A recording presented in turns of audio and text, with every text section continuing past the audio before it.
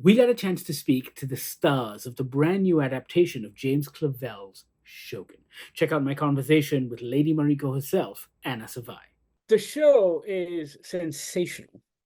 Uh, I'm a huge fan of Clavell and his work. I think you guys did amazing with it. But over the last 3 years, you've played three incredibly fascinating yet completely different characters on screen. And from the outside looking in, it feels like Mariko may be the hardest one. This one looked like you had to go deep. Am I right?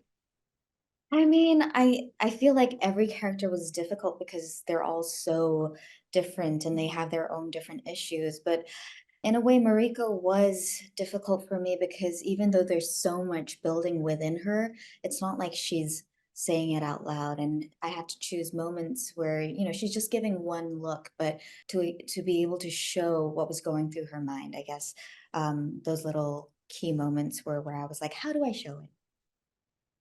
No, and I think that's what I loved most about your performance. I think it was the quiet moments in which you don't say anything and yet do so much, which was tremendous, right?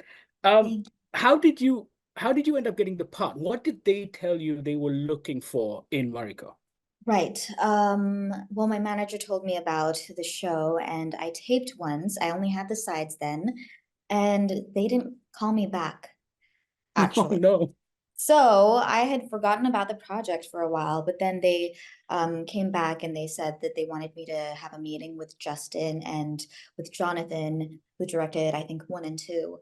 And after those conversations, I got a better understanding of Mariko, that there was so much more depth, that they weren't trying to portray another Japanese, quiet, sexy figure, that they wanted to really show her history and what her father had left. Yeah, I guess for me, it was gonna be the first time that I felt like Japanese women were gonna be portrayed in Western media in a very authentic way. And so, yeah, that's why I decided that I really needed to be a part of this. What was really cool about this version? I mean, I rewatched the original. I had watched it when I was much younger and I didn't remember very much, and I rewatched it before watching these 10 episodes. And what was really cool about this version is that there will seem to be an equal amount of focus on Blackthorn's point of view, Toranaga's point of view, and your point of view. And Mhm. I thought that made for a really rich experience. And I'm sure as a performer, that must have been very cool for you as well. Yes, absolutely. And I think that not even just the three characters, but we meet so many other characters that even though they may not show up on screen as much as the three, it like care so much about them because they also They're have. really full, right? Yes, they carry so much. And so just, Justin and Rachel and everyone just wanting to give more voice to every character uh, truly meant a lot. And I think that it allows people to, I guess, um, to relate a little bit more. People might relate to John Blackthorne's character, but maybe Japanese women will be able to see more of themselves in the female characters like Ochiba and Fuji.